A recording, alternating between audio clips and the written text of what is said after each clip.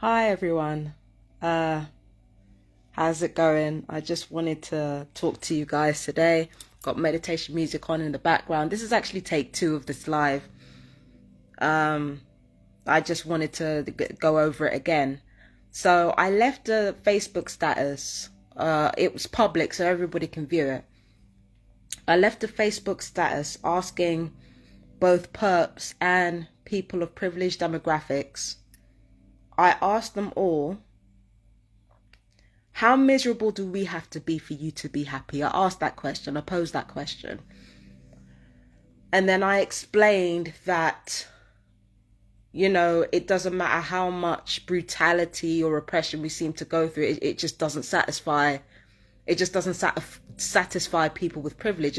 Just doesn't satisfy them. And I really want to go into some background about why that status was written. Nobody really cares. I'm just saying this because I need to get it out of me. And if I don't get it out of me, then it's just going to be sitting in me all day, and I just don't want to deal with that. So, and I know what you're going to say, oh, get a diary or something. Listen, talking is the only thing that works for me.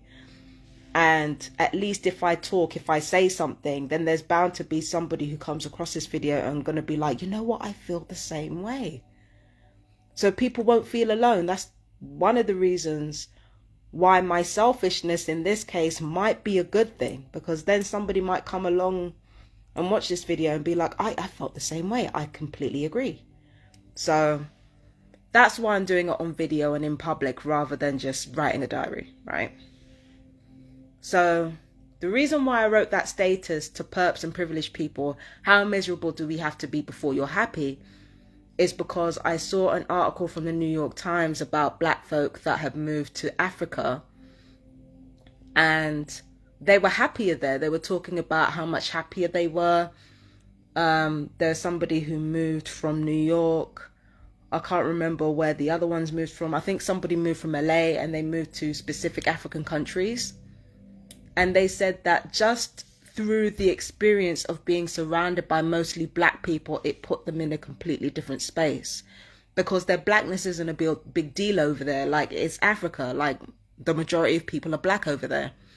And even though we know about all the problems of Africa, and we know about the neo-colonialism of China and Russia, as well as all the problems that colonialism from the British and the Portuguese and the Dutch and the French left behind in Africa, we know all about that. Even though we know all about that, oh, and the Italians, even though we know all about that, quite a few black people, British and American, have moved over there, especially those who are middle class. They've moved over there and they found mostly positive experiences from going over there, simply because the otherness that they were saddled with since birth from being in the UK or the US, it's no longer there when they go to Africa or when they go to countries in the Caribbean to live. It's like, my blackness is not a big deal. I can exist here and it's not a problem, right? So I was thinking, oh, that's good for them. They took responsibility for their own lives, and they went where they knew they would be happier. Now, I should have left it there. I really should have left it there, because I saw the article after I viewed the Instagram post. I really should have left it there. But then I had to go into the comments of the Instagram post. And when I tell you, I was fucking frustrated, because these comments were filled with people saying, well, why would you want to go to Africa when the US is a utopia, and this post is racist and it's anti-white. I'm thinking, are you fucking kidding me? Are you fucking kidding me? These are the same people who will turn around and say, well, if it's so racist here, then go to somewhere else. Now you've got black people who have done exactly that. Here come these mealy-mouthed, whiny pieces of shit talking about, oh, why did you leave our country? Our country's better.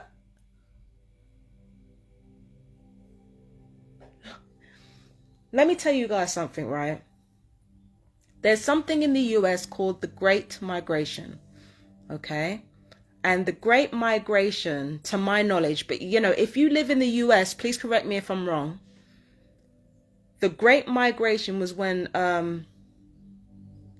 groups of black people migrated from the south to the north, because the north had more job opportunities for people of all colors. Okay, the north had kind of relaxed the apartheid on black people, because remember, the north were the first, you know, the northern territories were the first to abolish slavery in order to maintain the US Union, right? So there was a great migration where black people were moving to the north. Now,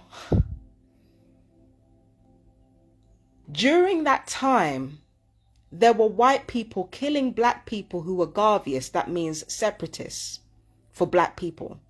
There were white people killing off Garveyists in a bid to prevent black people from leaving the South during the Great Migration.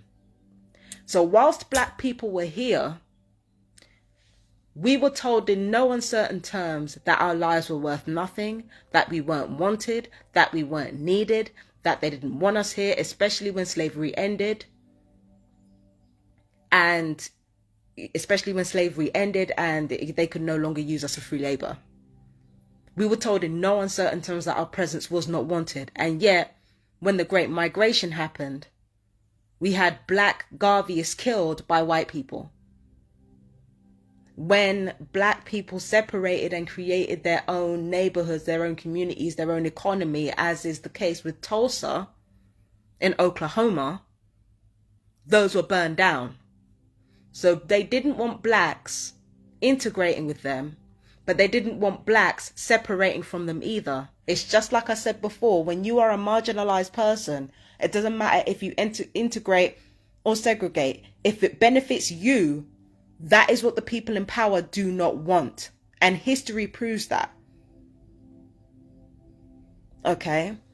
So it just seems like it doesn't matter what we do or how miserable we are. It's like the people in power, they're still not happy. People in privilege are still not happy. It doesn't matter what we do. There's always an excuse. There's always a whine. There's always bitching and moaning. There's always something.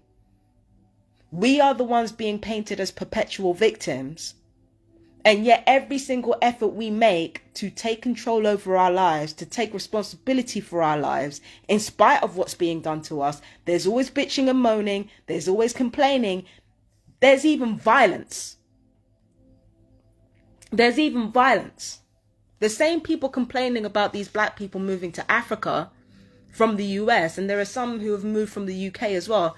The same people that are complaining about black people moving to Africa were the same ones telling us to go back. And I was so frustrated with what I was seeing that I wrote a status on Facebook saying to the perps, because the perps are part of the privilege. Well, they are within the microcosm of gang stalking anyway. So I said to the perps and people who are in privileged positions, how miserable do we have to be before you're happy? You don't want us to leave and have something of our own. You don't want us to stay and share what you have. You don't want us to do either of those things. So what the fuck do you want? What the fuck do you want? It just seems like the only thing you want is for us to die. And even then, you don't just want to kill off our bodies. You want to kill off our names too. Sorry, there was a fly. You don't just want to kill off our bodies. You want to kill off our names, every shred of our names, so that we don't exist on every single plane. It seems like that's what you want, because we can't do anything that satisfies you. You have to continue to suck the life out of us one way or another. It just doesn't seem to satisfy you. And the reason why I added perps and privileged people in the equation is because it's not just black people going through this.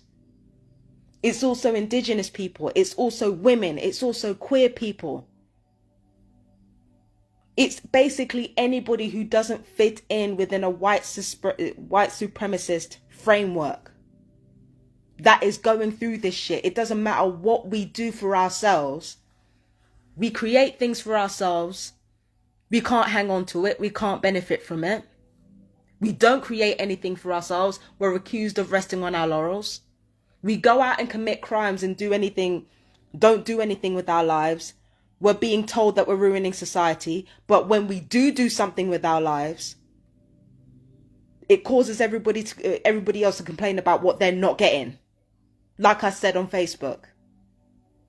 Like, how miserable do we have to be before you're happy? And I say perps because gang stalking is a microcosm of how the outer world works as well. It's a microcosm of it. TIs do the same thing.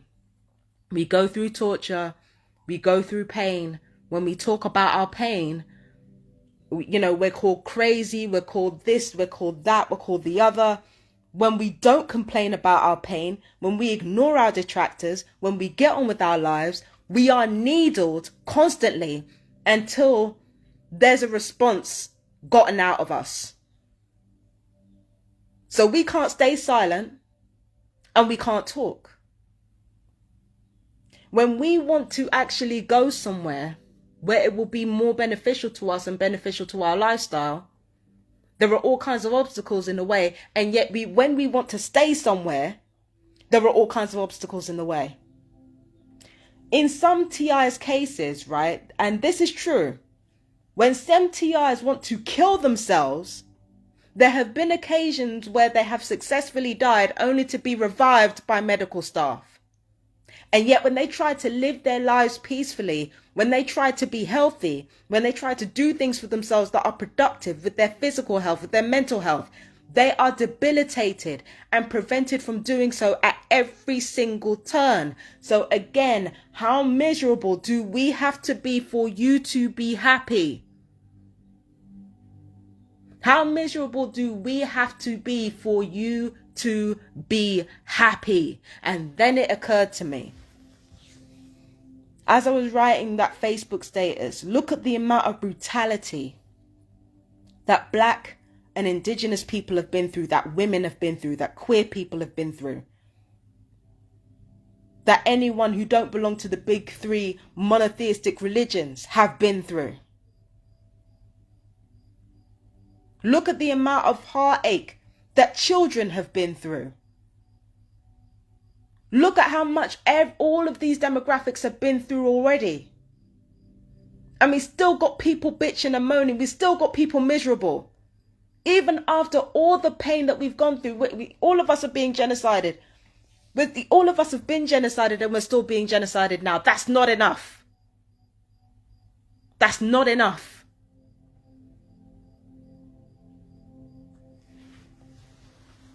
That's not enough. Not enough for you. It's not enough for you for us to go through all this. You have to insert yourself in every single situation because it's always about you. It's always about you and your violent anger. And that's exactly what I'm saying. And as for gang stalking, it's been around since the fucking Roman Empire. They just called it by a different name. So even gang stalking is not new. It's been around since the Roman Empire. That's at least 2 millennia, if not 3. Gang stalking has been around for the longest time. And people are still not happy. People are still not happy. So I have to ask, how miserable do we have to be before you're happy?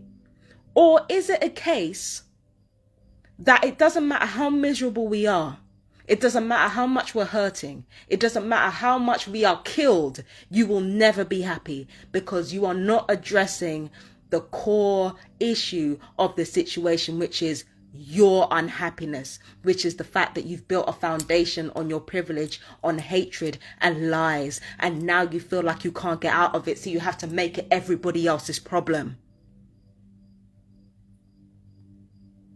This is why I ask both privileged people and perps, how miserable do we have to be for you to be happy? But then again, that's a trick question. We've been miserable. You've been hurting us. You've been killing us. You've been killing our bodies and our names. You are still not happy.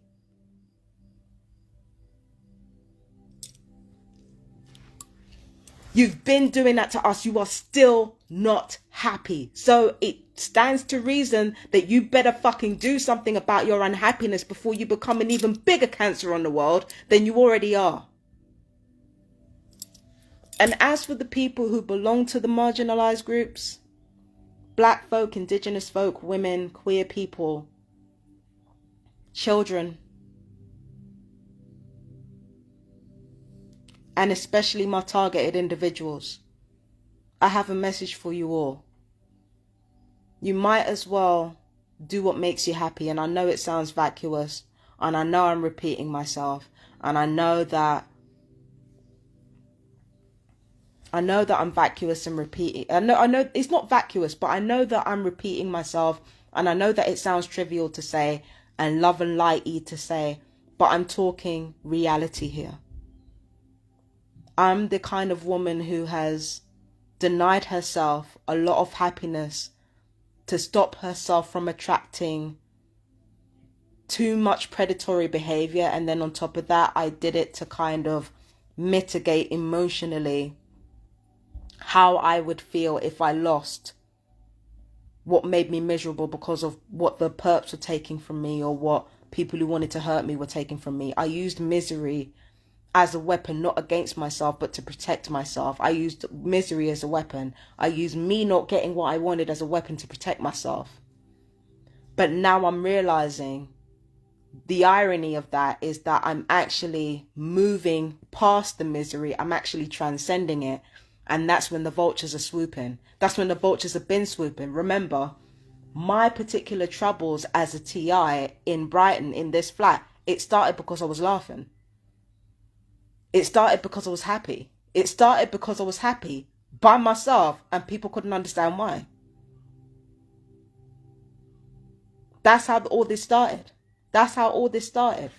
So even when I tried to protect myself with misery, I still found some level of joy in the midst of it. And that joy still attracted people who wanted to fight me to take it away from me.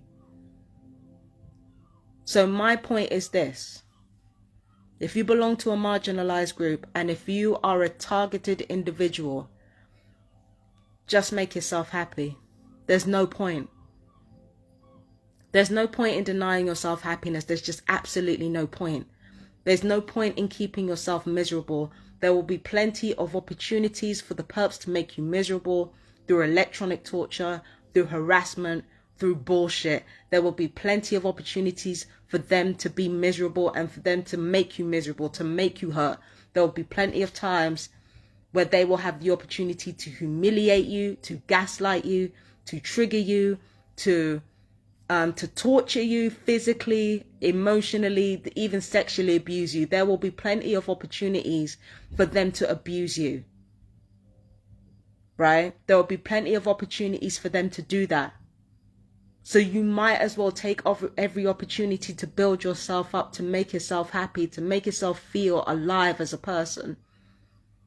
You might as well, because that misery will not protect you. At a certain point, you will transcend that misery, and then here the vultures will come. Your misery will not protect you. You making yourself miserable will not protect you. Then vultures will circle around you same way, because they are miserable. They are bottomless pits of misery, and they will never change.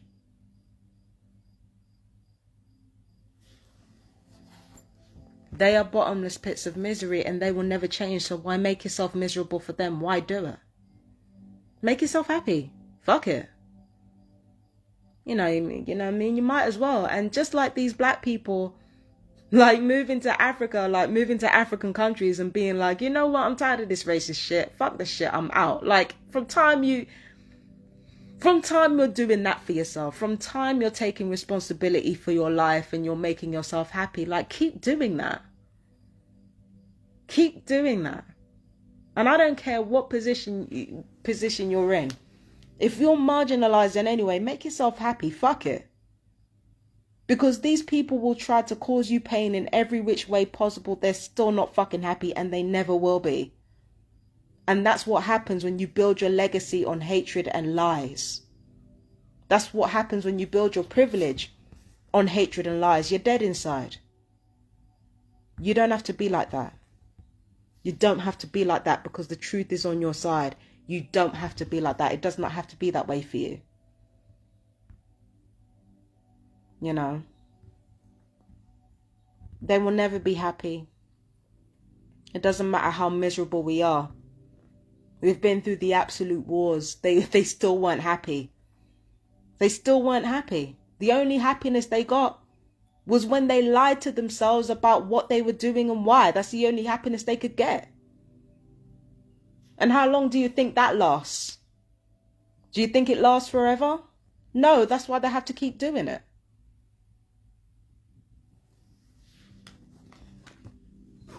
So just make yourself happy.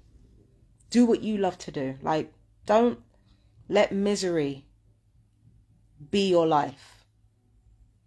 Because when you let misery be your life, you turn into the same people that hurt you. You turn into them.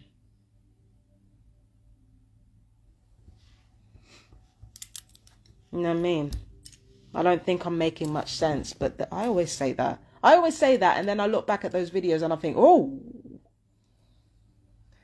But, yeah, no, I just needed to say that. Because it really just hit me. It doesn't matter how miserable we are. The people who keep coming after us, who can't mind their fucking business, who just prodding us, waiting for us to, like, they're never going to be happy. They're never going to be happy. The people who keep prodding us are never going to be happy. They're always going to be empty inside and dead inside. Might as well make yourself happy. You might as well. I'm sorry. In fact, no, I'm not sorry. I'm not sorry. We live in a miserable world full of miserable people. And the worst thing we can be is miserable to ourselves and one another. So yeah. Make yourself happy and the rest will follow suit. Now, with regards to me, I know I'm not aspirational. I'm sitting here in a fucking silk turban in my dressing gown. I'm not rich. I'm not an aspirational woman. I'm not an aspirational woman. And I'm not even like majorly happy because again, I'm still a TI. But I can tell you, you know, and quite frankly, I'm angry a lot of the time. So I'm not aspirational. I'm not aspirational, but I can tell you that there are certain decisions that I've made in my life that I'm never going to regret. And it's because I actually took the initiative to go where I know I would thrive in spite of the gang stalking. And I have. And I will continue to. So I'm definitely happier than I was like 4 years ago. I'm definitely happier than I was. I don't look it, you know, because I've aged quite a bit. But, you know, I'm happier and more adjusted, better adjusted than I was. For definite. For definite. And it's because of the decisions that I chose to make in my life.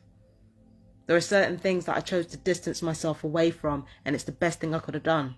It was sucking the life out of me to be in London. It was sucking the life out of me. It did. Again, it didn't look it. But I was having the life sucked out of me. I had to get out. Do you understand what I mean? And ensure, like, whilst I'm talking to marginalized people and to perps, whilst I'm talking to marginalized people and to targeted individuals, right? I said, do what makes you happy. What else? What else? What else? Yeah, just go with your own flow, really. I don't think that was it. I don't think that was what I was supposed to say, but yeah. Yeah, go with your own flow. That's another thing. You got to be in places where it sucks the life out of you the least, so that you can thrive even through the torture. If you can. I know some of you TIs are very badly debilitated, and I'm sorry. But yeah, like, look for joy wherever you can get it. If it means leaving, then leave. If it means staying, then stay. If it means, you know, whatever it means. because they're going to continue to fucking hurt you, and there's nothing that you can do or they can do to make themselves happy. All you can do is not be like them, and that's it. I was going to say something, but I can't remember it now, so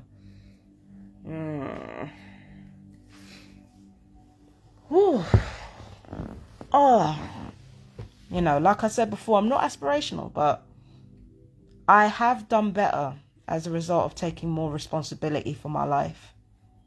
And that's important. I wrote a post on Empress Justice Tarot, and I talked about people who are bullies and people who are bullied. And I noted that they both had like one thing in common, and that was not taking responsibility for their lives. Now, again, I'm quite an angry person anyway at the best of times. I'm always angry and I'm always grieving. And this was way before my mum's death. Like, it was always this way, you know, for the simple reason that I've been a TI, and I've probably been a TI all my life. So I'm always angry and I'm always grieving, right? But what was I going to say? Yeah, one thing what I was going to say is that the difference between, you know, the bullied and the bullies are where they get their enabling from. I've realized that people who are bullying and people who are, you know, who like to punch down, they get their validation systemically from the outside world. And I noticed that people who are bullied, they get their enabling and validation from the personal world. 9 times out of 10. Do you know what I mean? So the thing that I realized is that they both had in common, like I said on my Empress Justice Tarot page, the thing that the bullied and the bullies have in common are lack of responsibility for their own lives. Only with the bullies, they take that lack of responsibility externally. They outsource emotional labor. They outsource, you know, appreciation. They try to outsource appreciation, whereas the bullied, they try to outsource getting things done. And both sides are enabled in different ways. But it boils down to one thing, like, you're not taking responsibility for your own life. And when you don't do that, you become a vacuum of joy. You become a vacuum of emotion. You become a vacuum, a black hole of energy. You just implode and take everything else with you. And that's exactly what the people who abuse us as marginalized people are. That's exactly what they are. They're vacuums. They don't know what the fuck they want most of the time. And even when they do have the knowledge at their fingertips about why they do what they do, instead of actually using that as a tool to change, because they remember they separate, dissipate, and externalize. That's what privileged people are taught to do now. That's what the most privileged people in society do. Their predisposition towards doing that is what makes them privileged now. Because they separate, dissipate, and externalize instead of taking internal responsibility for their own lives. They outsource that emotional intelligence to other people. And when it comes to the bullied, you know, they internalize, they build, and they consolidate, but they do it from within. So it's like they're outsourcing they're outsourcing their goals, they're outsourcing their physical responsibilities, they're outsourcing these things because they're being enabled on a personal level. But it boils down to not taking responsibility for their lives. But this is the thing now, when the bullied does so much internalizing that there's nowhere left for it to go, that's when they start making moves. That's when they start focusing on their goals. That's when they start taking responsibility for their lives. That's when they start improving, self-improvement without being told, and they do it in their own way. And it makes the bullies feel some type of way, because if the bullied no longer need them, then it means the bullies are no longer independent. And if they're no longer independent, they're no longer in control. So it's a matter of taking responsibility for your life. And I feel like a lot of marginalized people are actually quicker to do that than our counterparts because of the internalization aspects. Like when you hold in so much, and you're holding in so much, and you're holding in so much, the only thing left to do is to release some of that energy. And that's what makes us better at accomplishing our goals, even though we have less to work with. And this is an overall picture. This is not like person to person, but this is an overall picture we're dealing with here.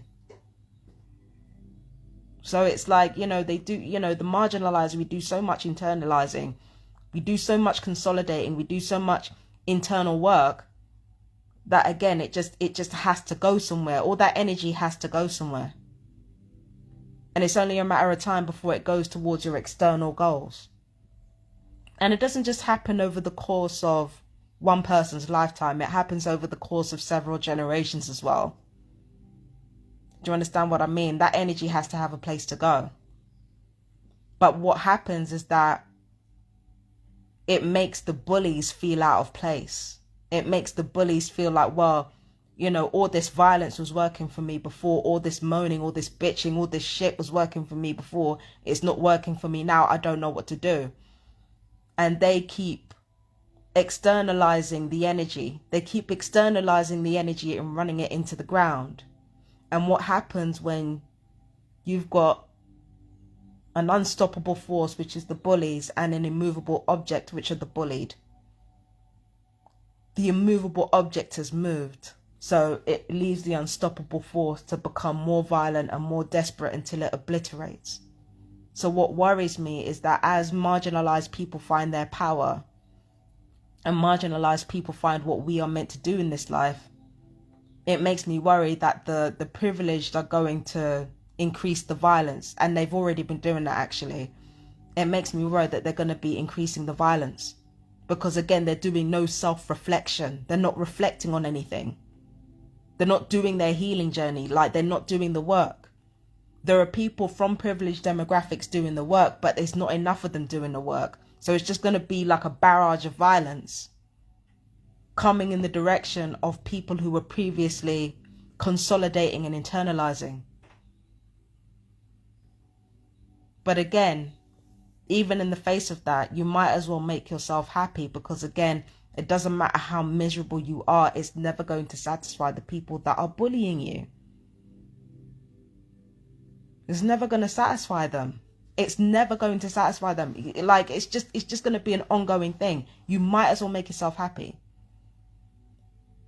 You might as well go where you are appreciated. Go where you feel like you can thrive emotionally. Just do what you need to do. Go and do and be things that you know will empower you. And another thing is to do it in a way that empowers you too. It's not just enough to do what empowers you. You've got to do it in your own way. You've got to do it in your own way. You've got to do it in your own way, because these people abusing you, they're never going to stop, because they're never going to be happy. And, you know, they're not going to internalize it long enough to actually learn something and engage on their healing journeys and mind their business, because it's not how privileged people are built. It's just not how they're built. And they're not built that way because of physical attributes. They're built that way because of the generational positions that they've been put in. Nothing more than that. And because privilege is built around violence and externalization. And that's it. Make yourself happy, because like I said before, I've said it a million times in this video. It doesn't matter how miserable you make yourself, it's never going to be enough. It will never be enough. So now I gotta go.